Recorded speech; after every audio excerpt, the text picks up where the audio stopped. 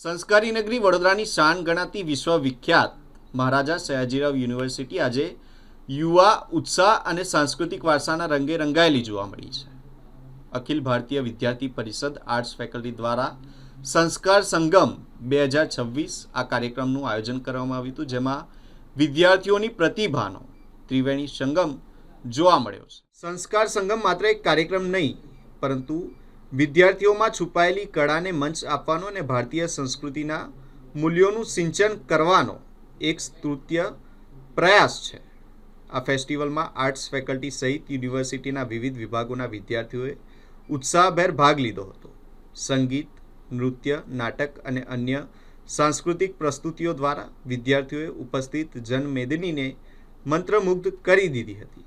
વિદ્યાર્થીઓએ લોકનૃત્ય, શાસ્ત્રીય સંગીત અને સામાજિક સંદેશ આપતા નાટકો પણ રજૂ કર્યા હતા. આ કાર્યક્રમ એબીવીપી આર્ટ્સ અખિલ ભારતીય વિદ્યાર્થી પરિષદ દ્વારા સીસી મહેતા ઓડિટોરિયમમાં આયોજન કરવામાં આવ્યું છે 7, 8 અને 9 એપ્રિલના, જ્યાં 150થી વધારે પાર્ટિસિપેટ્સ છે અને હમણાં 400થી વધારે પબ્લિક એમને જોઈ રહી છે. હજી આ કાર્યક્રમ 3 દિવસ ચાલી રહેવાનો છે અને ત્યાં હજી વધારે પબ્લિક આવવાની જ છે.